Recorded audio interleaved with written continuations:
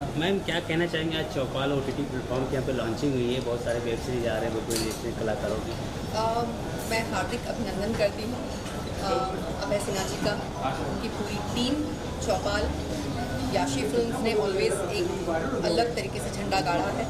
अच्छी फिल्में, अच्छा कंटेंट, पारिवारिक फिल्में जिनके बारे में हमेशा बोला जाता है कि भोजपुरी में पारिवारिक फिल्में नहीं होती है, तो आप अगर देखेंगे याशी फिल्म्स, मैं बड़े प्राउडली कह सकती हूँ कि इज़ वन प्लेटफॉर्म जहाँ पर आपको बहुत अच्छी और पारिवारिक फिल्में देखने मिलेंगी। मेरी फिल्म परिवार, जिसके लिए मुझे बेस्ट एक्ट्रेस का अवार्ड मिला है, वो भी उनके बैनर के तले ही बनी है।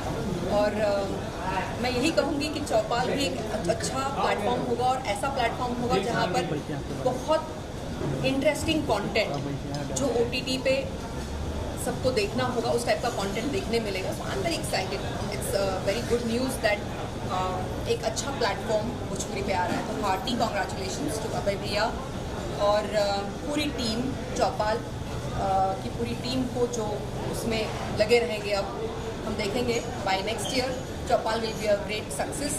सो I really wish congratulations to all of them. Thank you. Thank you.